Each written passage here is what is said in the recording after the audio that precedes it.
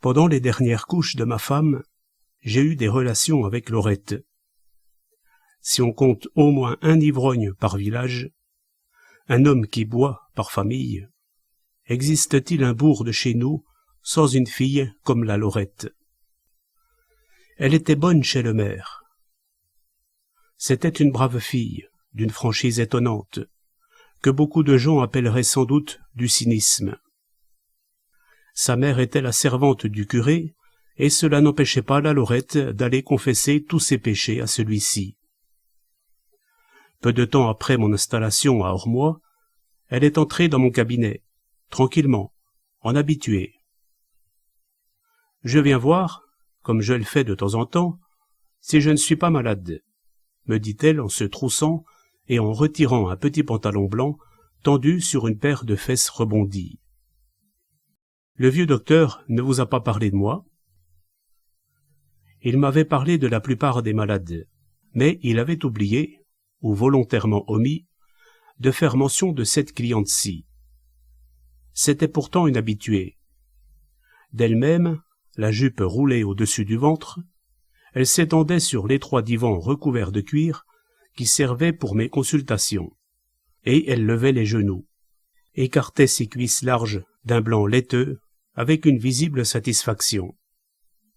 On sentait qu'elle aurait volontiers gardé cette pose-là toute la journée. Laurette ne ratait aucune occasion de coucher avec un homme. Elle m'a avoué que certains jours qu'elle prévoyait une de ces occasions, elle ne mettait pas de culotte afin de gagner du temps. J'ai de la veine, car il paraît que je ne peux pas avoir d'enfant. Les sales maladies me font tellement peur que j'aime mieux venir me faire examiner souvent. Je la revoyais tous les mois, parfois davantage. Elle se confessait à peu près aux mêmes époques. Une sorte de nettoyage général. Elle avait toujours le même geste pour retirer sa culotte qui lui collait à la chair et pour s'étendre sur le divan. J'aurais pu avoir des rapports avec elle dès sa première visite. Au lieu de cela, je suis resté des mois à en avoir envie. J'y pensais le soir dans mon lit. Il m'arrivait d'étreindre ma femme, les yeux fermés, en évoquant les cuisses larges et blanches de Laurette. J'y pensais tellement que j'en arrivais à guetter ses visites, et qu'une fois, la croisant sur la place, je n'ai pu me retenir de lui lancer avec un rire gêné. « Alors, tu ne viens plus me voir ?» Pourquoi j'ai résisté si longtemps, je n'en sais rien. Peut-être à cause de l'idée extraordinaire que je me faisais alors de ma profession. Peut-être parce que j'ai été élevé dans la peur. Elle est venue. Elle a fait les gestes rituels, en me regardant d'un œil curieux, puis amusé. C'était une gamine de 18 ans, et pourtant, elle me considérait comme une grande personne considère un enfant dont elle devine toutes les pensées. J'étais rouge, maladroit. Je plaisantais, gêné. « Tu en as eu beaucoup, ces temps-ci ?»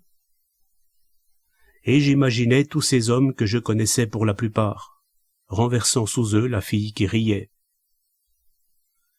Je ne les compte pas, vous savez. C'est comme ça se présente. Puis, soudain, fronçant les sourcils parce qu'une pensée venait de l'effleurer, « Je vous dégoûte ?» Alors, je me suis décidé. L'instant d'après, j'étais affalé sur elle, comme une grosse bête, et c'était la première fois que je faisais l'amour dans mon cabinet. La première fois aussi que je faisais l'amour avec une femme qui, sans être une professionnelle, avait une absence totale de pudeur, qui se préoccupait de son plaisir et du mien, augmentant l'un et l'autre par tous les moyens possibles et en parlant avec les mots les plus crus. Jeanne morte, Laurette a continué à venir me voir. Ensuite, elle est venue plus rarement, car elle était fiancée avec un garçon par ailleurs très bien. Cela n'empêchait rien. Est-ce que ma mère était au courant de ce qui se passait entre la servante du maire et moi? Je me le demande aujourd'hui. Il y a ainsi beaucoup de questions que je me pose depuis que je suis de l'autre côté, non seulement au sujet de ma mère, mais de presque toutes les personnes que j'ai connues. Ma mère a toujours marché à pas feutrés, comme à l'église. Sauf pour sortir, je ne l'ai jamais vue qu'en pantoufles de feutre, et je n'ai connu aucune femme capable, comme elle, d'aller et venir sans le moindre bruit, sans pour ainsi dire déplacer d'air, au point que, tout enfant, il m'arrivait de prendre peur en me jetant dans ses jambes alors que je la croyais ailleurs. « Tu étais là ?» Que de fois j'ai prononcé ces mots en rougissant. Je ne l'accuse pas de curiosité.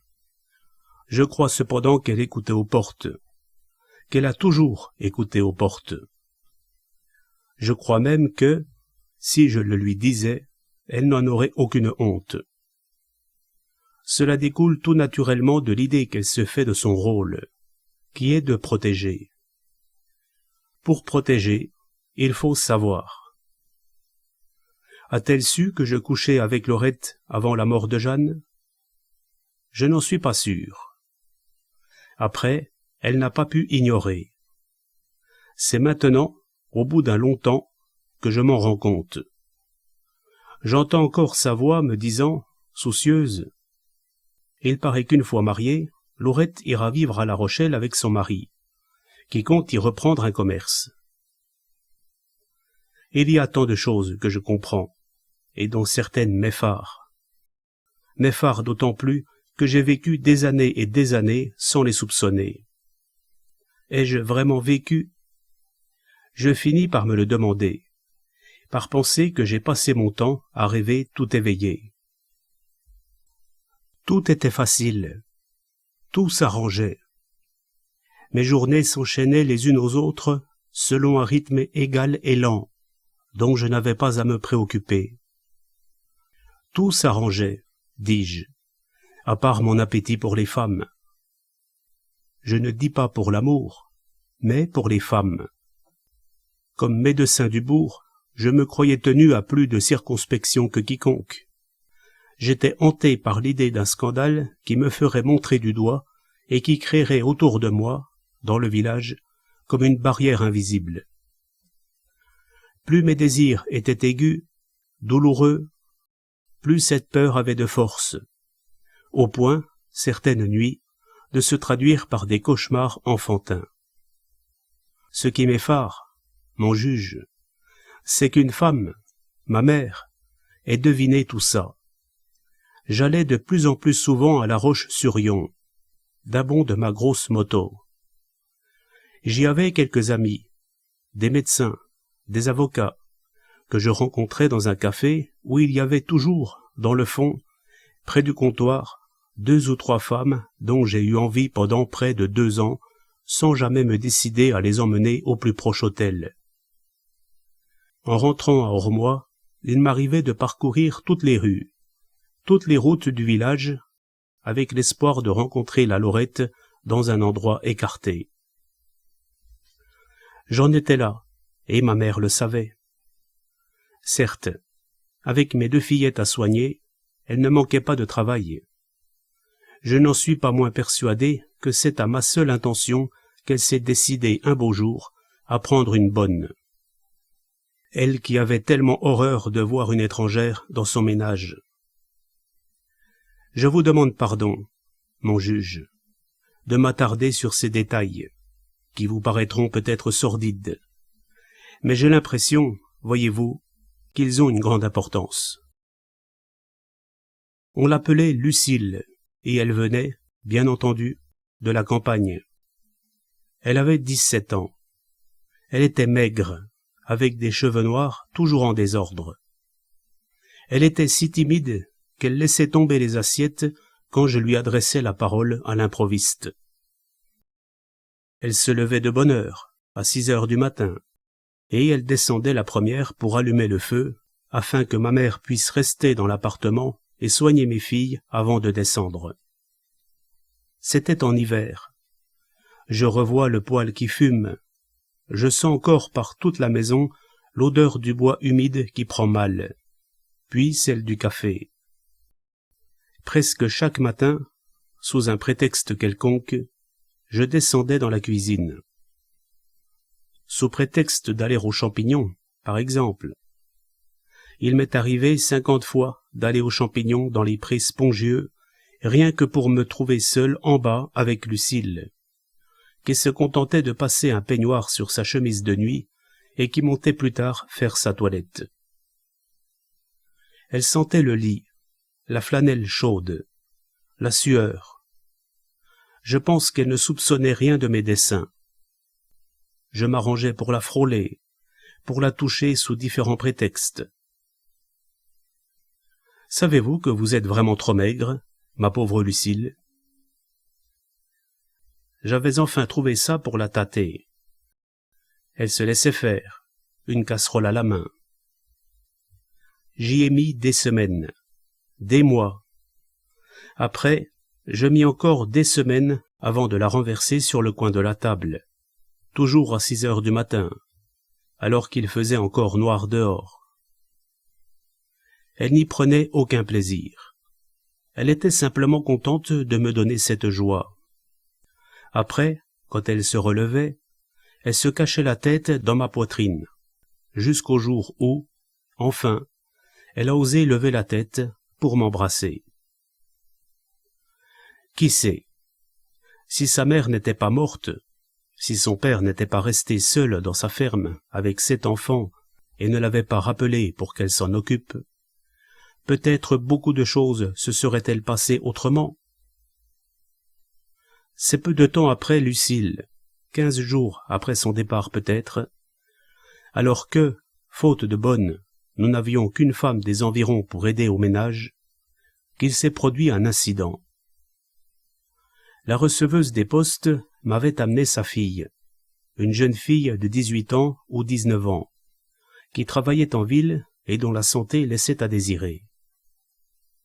Elle ne mange pas, elle maigrit, elle a des vertiges. Je me demande si son patron ne la fait pas trop travailler. Elle était dactylo chez un agent d'assurance. J'ai oublié son prénom, mais je la revois nettement, plus maquillée que les filles de chez nous, les ongles laqués, les talons hauts, la silhouette décidée. Il n'y a pas eu préméditation à proprement parler. C'est l'habitude, surtout avec les jeunes filles qui ont souvent quelque chose à cacher à leur famille, de les examiner et surtout de les questionner sans témoin. Nous allons voir ça, Madame Blain, si vous voulez attendre un instant. J'ai eu l'impression, tout de suite, que la gamine se moquait de moi, et je me demande maintenant si j'avais vraiment l'air d'un homme hanté par le désir. C'est possible. Je n'y peux rien. Je parie que vous allez me demander de me déshabiller. Tout de go, sans m'avoir donné le temps d'ouvrir la bouche. Oh, vous savez, ça m'est égal. D'ailleurs, tous les docteurs sont comme ça, n'est-ce pas? Elle retirait sa robe, comme dans une chambre à coucher, en se regardant dans le miroir et en remettant ensuite ses cheveux en ordre. Si c'est à la tuberculose que vous pensez, ce n'est pas la peine de m'ausculter, car j'ai passé à l'écran le mois dernier. Et, me faisant enfin face, j'enlève ma combinaison. Ce n'est pas nécessaire. Comme vous voudrez. Qu'est-ce que je dois faire? Vous étendre ici et ne plus bouger. Vous allez me chatouiller. Je vous avertis que je suis très chatouilleuse. Comme je pouvais m'y attendre, dès que je l'ai touchée, elle s'est mise à rire et à se tortiller. Une petite garce, mon juge. Je la détestais et je la voyais guetter l'expression de mon trouble. Vous n'allez quand même pas me dire que ça ne vous fait rien. Je suis bien sûr que, si c'était ma mère ou une autre vieille femme, vous n'éprouveriez pas le besoin d'examiner les mêmes endroits. Si vous voyiez vos yeux... Je me suis conduit comme un idiot. Elle n'était pas novice, j'en avais la preuve. Elle s'était avisée d'un signe évident de mon trouble, et cela l'amusait. Elle riait, la bouche ouverte. C'est ce que je revois le plus nettement d'elle. Cette bouche ouverte, ces dents brillantes, une petite langue rose et pointue, tout près de mon visage. J'ai dit, d'une voix qui n'était pas ma voix habituelle, « Ne bouge pas, laisse-toi faire. » Et elle, alors, se débattant tout à coup, « Non, mais des fois, vous devenez fou. » Encore un détail qui me revient, qui aurait dû me rendre plus prudent. La femme de ménage était occupée à balayer dans le corridor qui se trouvait derrière mon cabinet de consultation, et de temps en temps, la brosse venait heurter la porte. Pourquoi ai-je insisté, alors que je n'avais pas beaucoup de chance? La gamine a prononcé à voix très haute, « Si vous ne me lâchez pas tout de suite, je crie. » Qu'a entendu exactement la femme de ménage? Elle a frappé à la porte. Elle a ouvert en demandant « Monsieur a appelé ?» Je ne sais pas ce qu'elle a vu. J'ai balbutié « Non, Justine, merci. » Et quand l'autre est sortie, la petite garce a éclaté de rire. « Vous avez eu peur, hein? Bien fait pour vous. Je me rhabille.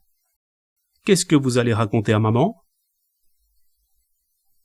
C'est la mienne, de mère, qui a été mise au courant, par Justine, j'en jurerai. Elle ne m'en a jamais parlé. Elle n'en a rien laissé paraître.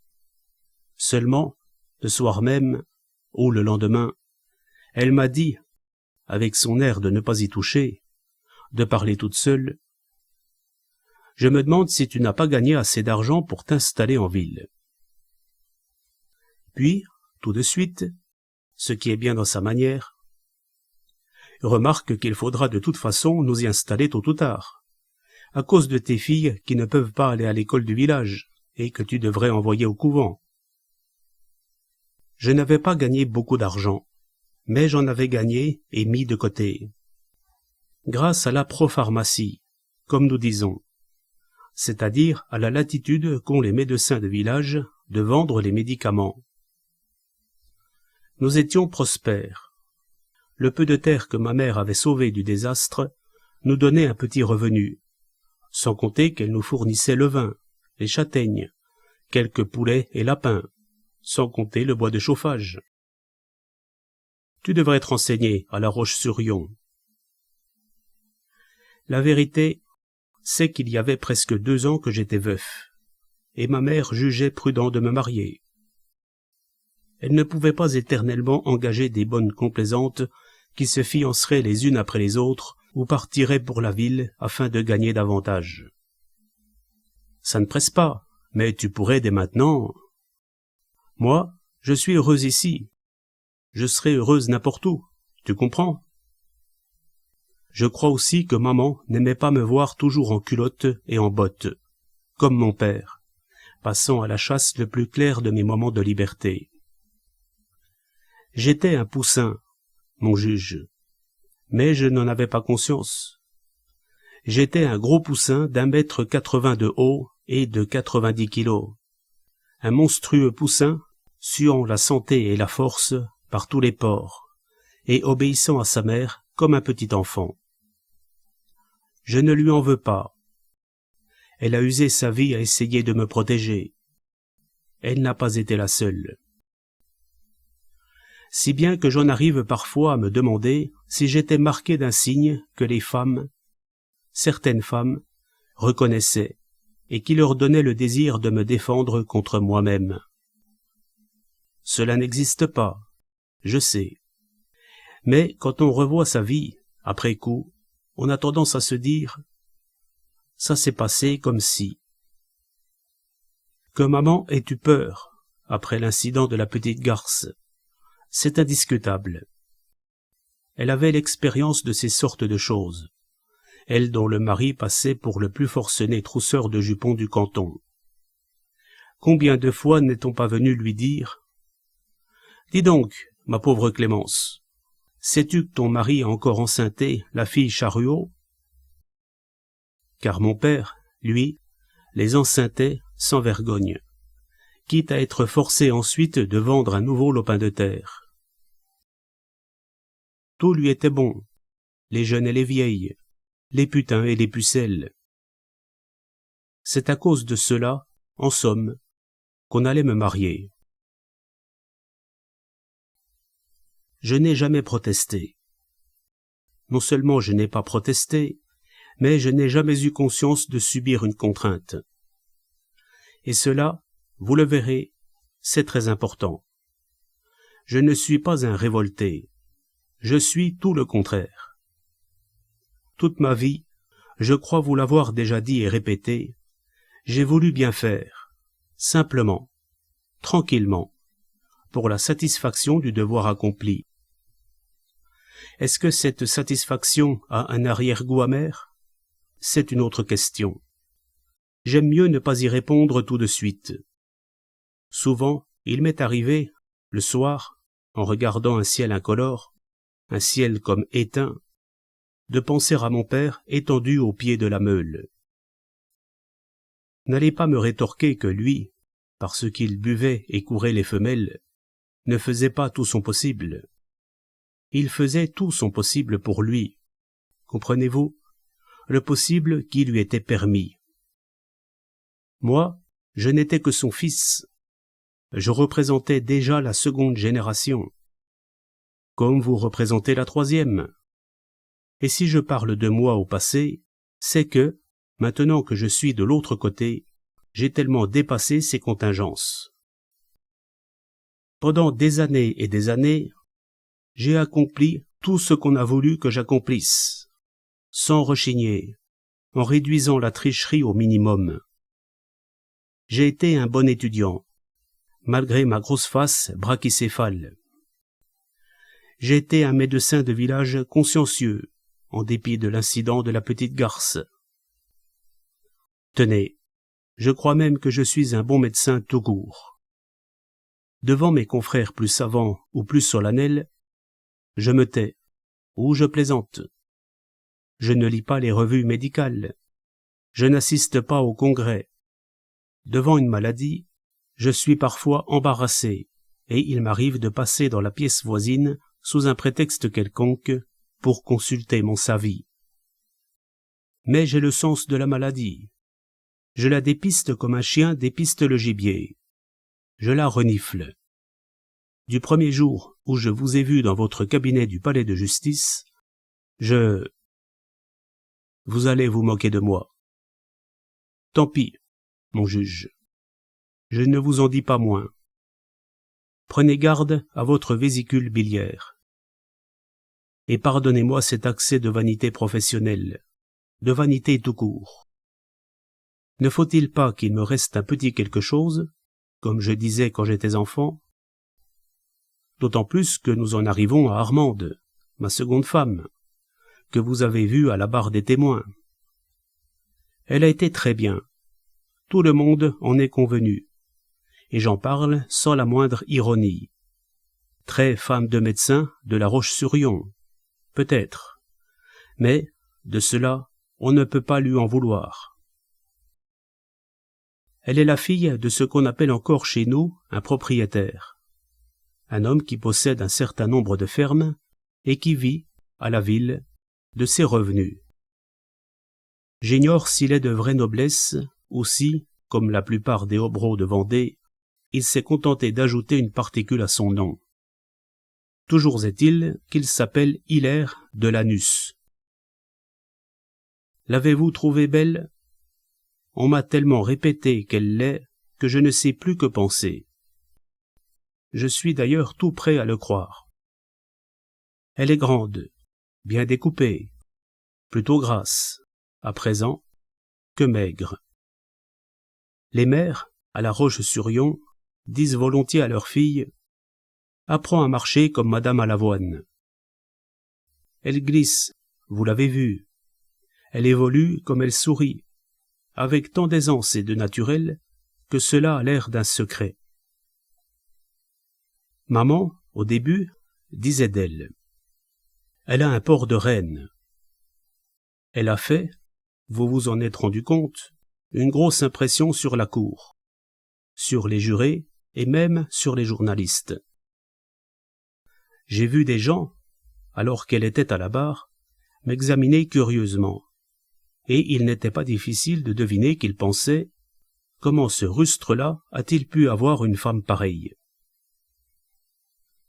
C'est l'impression, mon juge, que nous avons toujours produite, elle et moi. Que dis-je? C'est l'impression qu'elle m'a toujours produite à moi-même, et dont j'ai mis longtemps à me débarrasser. En suis-je tellement débarrassé? Je vous en reparlerai probablement. C'est très complexe, mais je crois qu'en fin de compte, j'ai fini par comprendre. Connaissez-vous la Roche-sur-Yon, ne serait-ce que pour y être passé? Ce n'est pas une vraie ville, ce qu'en France nous appelons une ville. Napoléon l'a créée de toutes pièces pour des raisons stratégiques, de sorte qu'il y manque ce caractère que donne à nos autres cités le lent apport des siècles, les vestiges de nombreuses générations. Par contre, on ne manque ni d'espace ni de lumière. Il y en a plutôt trop. C'est une ville éblouissante, aux maisons blanches, bordant les boulevards trop larges, aux rues rectilignes éternellement balayées par des courants d'air. Comme monument, il y a d'abord les casernes, et il y en a partout. Ensuite, la statue équestre de Napoléon, au milieu d'une esplanade démesurée, où les hommes ont l'air de fourmis. La préfecture, harmonieuse dans son parc ombragé, et... c'est tout, mon juge. Une rue commerçante, pour les besoins des paysans qui viennent aux foires mensuelles, un théâtre minuscule flanqué de colonnes doriques, un bureau de poste, un hôpital, une trentaine de médecins, 3 ou 4 avocats, des notaires, des avoués, des marchands de biens, d'engrais, de machines agricoles et une douzaine d'agents d'assurance. Ajoutez 2 cafés d'habitués en face de la statue de Napoléon, à 2 pas d'un palais de justice dont la cour intérieure ressemble à un cloître. Quelques bistrots pleins de bonnes odeurs autour de la place du marché, et vous aurez fait le tour de la ville. Nous nous y sommes installés au mois de mai, ma mère, mes 2 filles et moi, dans une maison presque neuve, séparée d'une rue calme par une pelouse et par des ifs taillés. Un serrurier est venu visser à la grille une jolie plaque de cuivre portant mon nom, la mention médecine générale et mes heures de consultation.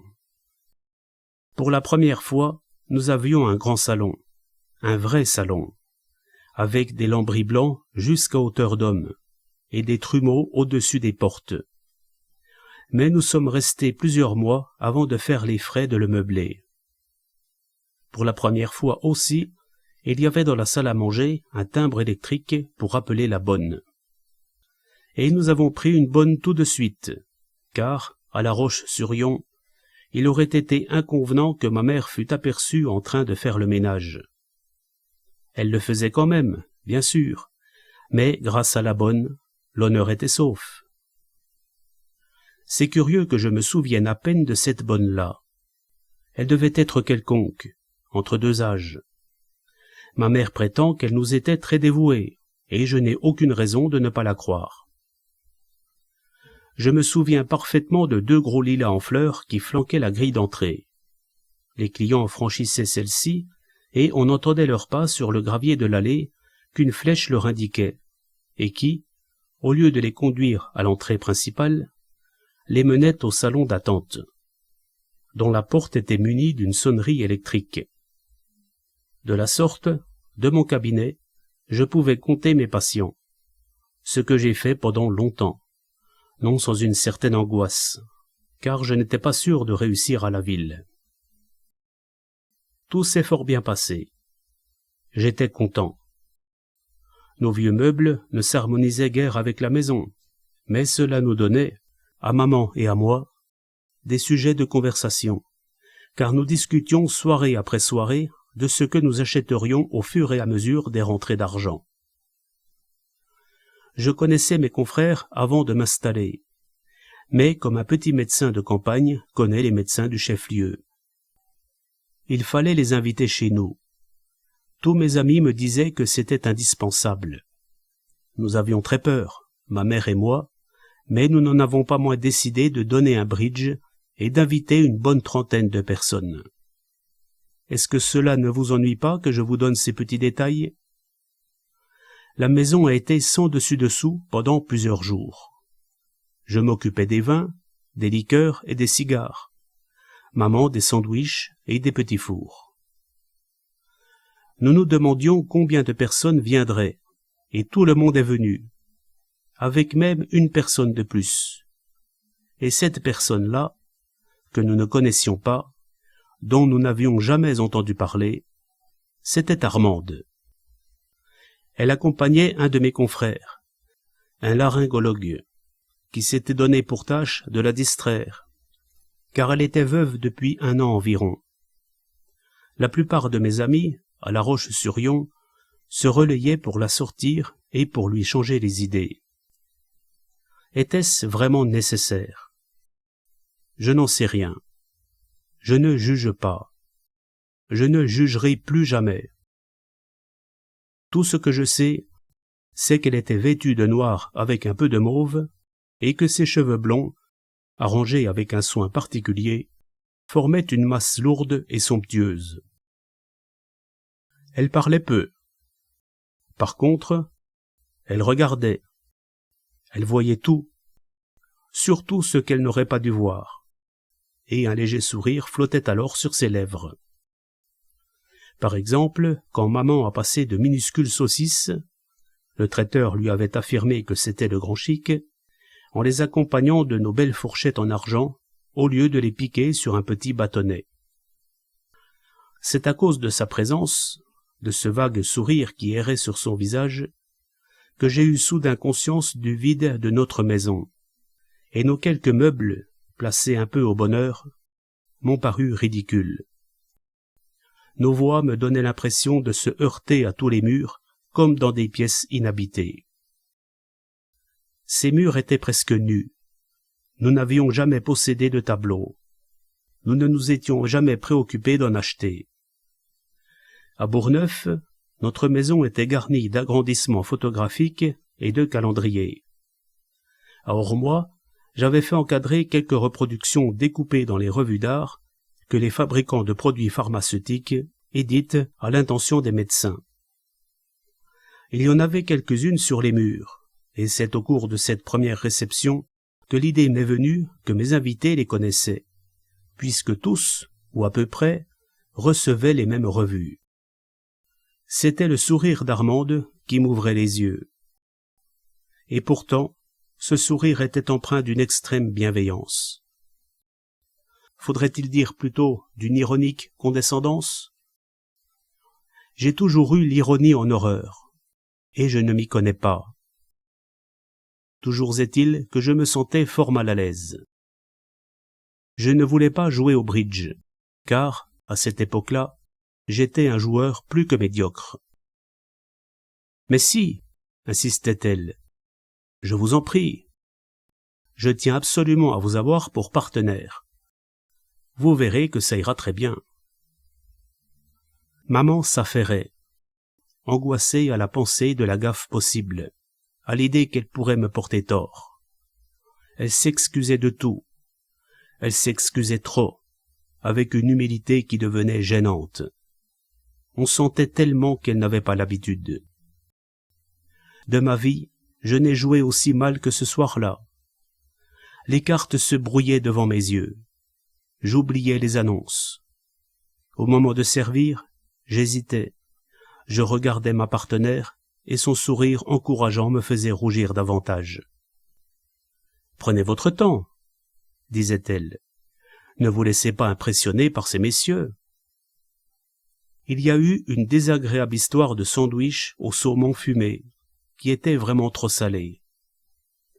Comme nous n'en avons pas mangé, ma mère ni moi, nous n'avons rien su le soir même, heureusement. Mais le lendemain, ma mère a retrouvé je ne sais combien de ces sandwichs que les invités avaient laissés discrètement tomber derrière les meubles et les rideaux. Pendant plusieurs jours, je me suis demandé si Armande en avait pris. Je n'étais pas amoureux d'elle. Je ne croyais pas la chose possible. Son souvenir, simplement, m'exaspérait, et je lui en voulais de m'avoir fait sentir ma gaucherie, sinon ma vulgarité, et justement de me l'avoir fait sentir avec cet air bienveillant. C'est le lendemain, au café où j'allais à peu près chaque soir prendre l'apéritif, que j'ai eu quelques détails sur elle et sur sa vie. Hilaire de Lanus avait 4 ou 5 enfants, je ne sais plus au juste. Tous étaient mariés avant qu'Armande atteignît sa 20e année. Elle avait suivi successivement des cours de chant, d'art dramatique, de musique et de danse. Comme cela arrive souvent pour les dernières-nées, le noyau familial n'existait plus au moment où elle entrait vraiment dans la vie, et elle se trouvait aussi libre, dans la grande maison de son père, place Boieldieu, que dans une pension de famille. Elle avait épousé un musicien d'origine russe, qui l'avait emmenée à Paris, où elle vécut 6 ou 7 ans avec lui. Je le connais par ses photographies. Il était jeune, avec un visage étonnamment long et étroit, d'une nostalgie, d'une tristesse infinie. Il était tuberculeux. Pour l'emmener en Suisse, Armande a réclamé la part qui lui revenait de sa mère, et c'est avec cet argent qu'ils ont encore vécu 3 ans, seuls dans un chalet, en haute montagne. Il y est mort, mais ce n'est que quelques mois plus tard qu'elle est revenue prendre sa place dans la maison de son père. Je suis resté plus d'1 semaine sans la revoir, et, s'il m'arrivait souvent de penser à elle, c'est que son souvenir était lié à celui de notre première soirée. C'est que j'y cherchais la critique de nos faits et gestes, à ma mère et à moi. Un soir que je prenais l'apéritif au café de l'Europe, je l'ai vue à travers le rideau, qui passait sur le trottoir. Elle était seule. Elle marchait sans voir personne. Elle portait un tailleur noir d'une élégance et d'une simplicité qu'on n'est pas habitué à trouver dans les petites villes de province. Je n'ai jamais été ému le moins du monde. J'ai seulement pensé au sandwich abandonné derrière les meubles, et cela m'a été fort désagréable. Quelques jours plus tard, chez un autre médecin, à un bridge, je me suis retrouvé à la même table qu'elle. Je connais mal les usages de Paris. Chez nous, chaque médecin, chaque personne d'un même milieu, donne au moins un bridge par saison, ce qui finit par nous réunir 1 fois ou 2 par semaine, chez l'un ou chez l'autre. Comment vont vos petites filles? Car j'ai appris que vous avez 2 adorables petites filles. On lui avait parlé de moi. J'en étais gêné. Je me demandais ce qu'on avait pu lui dire. Ce n'était plus une jeune fille. Elle avait 30 ans. Elle avait été mariée. Elle possédait de la vie beaucoup plus d'expérience que moi, qui était légèrement son aîné. Et cela se sentait dans ses moindres paroles, dans ses attitudes, dans son regard. J'avais l'impression qu'elle me prenait un peu sous sa protection. Elle me défendit d'ailleurs, ce soir-là, au bridge, à propos d'une impasse que j'avais risquée au petit bonheur. Un des joueurs la discutait. « Avouez, disait-il, que vous avez eu de la chance. Vous aviez oublié que le 10 de pique était passé. »« Mais non, Grand-Jean, » prononça-t-elle avec sa sérénité habituelle. Le docteur savait fort bien ce qu'il faisait. La preuve, c'est que, au coup précédent, il s'est défaussé d'un cœur, ce qu'il n'aurait pas fait autrement. C'était faux. Elle le savait, et je savais. Et je savais qu'elle savait. Comprenez-vous ce que cela signifiait? À quelque temps de là, alors que nous ne nous étions pas rencontrés plus de 4 fois, ma fille aînée, Anne-Marie, a attrapé la diphtérie. Mes filles, comme la plupart des enfants de médecins, ont collectionné, pendant leur jeunesse, toutes les maladies infectieuses. Je ne voulais pas la mettre à l'hôpital, lequel, à cette époque-là, n'était pas tenu à mon goût. Il n'y avait pas de lit disponible dans les cliniques privées. J'ai décidé d'isoler Anne-Marie à la maison, et, comme je ne me fiais pas à moi-même pour la soigner, j'ai fait appel à mon ami le laryngologue. Dambois, c'est son nom. Celui-là a dû lire passionnément les comptes rendus de mon procès. C'est un grand maigre, au cou démesuré, à la pomme d'Adam proéminente, aux yeux de clown. Ce qu'il faudrait trouver avant tout, me dit-il, c'est une infirmière. Tout à l'heure, je donnerai quelques coups de téléphone, mais je doute de réussir. La diphtérie régnait en effet dans tout le département, et il n'était même pas facile de se procurer du sérum. Il est impossible, en tout cas, que votre maman continue à soigner la malade et à s'occuper de la plus jeune. Je ne sais pas encore ce que je vais faire, mais je m'en occuperai. Comptez sur moi, mon vieux. J'étais effondré. J'avais peur. Je ne savais plus où donner de la tête. À dire vrai, j'attendais tout de Dambois. Je n'avais plus de volonté propre. Allô? C'est vous, à l'Avoine? Ici Dambois. Il y avait à peine une demi-heure qu'il avait quitté la maison. J'ai fini par trouver une solution. Comme je le pensais, il ne faut pas compter trouver une infirmière, même à Nantes, où l'épidémie est encore plus grave qu'ici. Armande, qui a entendu mes appels téléphoniques, s'est offerte spontanément pour s'occuper de votre fille. Elle a l'habitude des malades. Elle est intelligente. Elle a la patience qu'il faut. Elle sera chez vous d'ici 1 heure ou 2. Vous n'avez qu'à lui dresser un lit de camp dans la chambre de votre petite malade. Mais non, mon vieux, ça ne m'ennuie pas du tout, au contraire. Entre nous, je vous avouerai que j'en suis enchanté, car ça va lui changer les idées. Vous ne la connaissez pas. Les gens s'imaginent, parce qu'elle sourit, qu'elle a retrouvé son équilibre. Ma femme et moi, qui la voyons chaque jour, qui la connaissons dans l'intimité, nous savons qu'elle est désemparée, et, je vous le dis confidentiellement, nous avons cru longtemps que ça finirait mal. Donc, pas de scrupules. Ce qui la mettra le plus à son aise, c'est que vous la traitiez comme une infirmière ordinaire, que vous ne vous occupiez pas d'elle, que vous lui fassiez confiance en ce qui concerne la malade. Je vous quitte, mon vieux, car elle est en bas, avec ma femme, et elle attend votre réponse pour aller faire sa valise. Elle sera chez vous dans 1 heure ou 2. Elle a beaucoup de sympathie pour vous. Seulement, elle ne montre pas facilement ses sentiments profonds. Nous aurons le sérum ce soir. Occupez-vous de vos malades, et pour le reste, laissez-nous faire. Voilà comment, mon juge, Armande est entrée dans la maison, un petit sac de voyage à la main. Son premier soin a été de revêtir une blouse blanche et de cacher ses cheveux blonds sous un fichu de voile.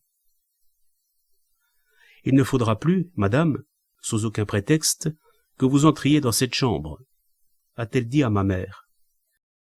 Vous savez qu'il y va de la santé de votre seconde petite fille. J'ai apporté un réchaud électrique et tout le nécessaire.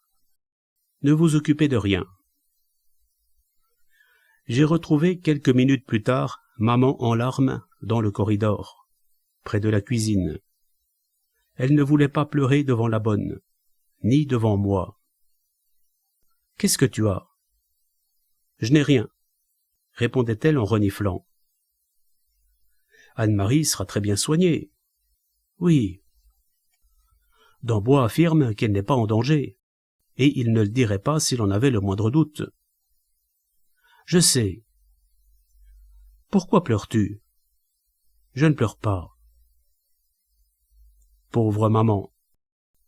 Elle savait bien, elle, que ce qui venait d'entrer dans la maison, c'était une volonté plus forte que la sienne, devant laquelle, dès le premier jour, elle était obligée de s'effacer.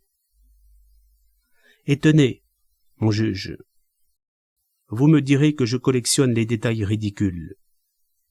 Savez-vous ce qui, à mon avis, a été le plus pénible à ma mère? C'est le réchaud électrique que l'autre avait eu la précaution d'apporter avec elle.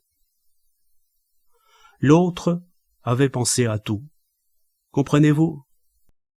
Elle n'avait besoin de personne. Elle ne voulait avoir besoin de personne.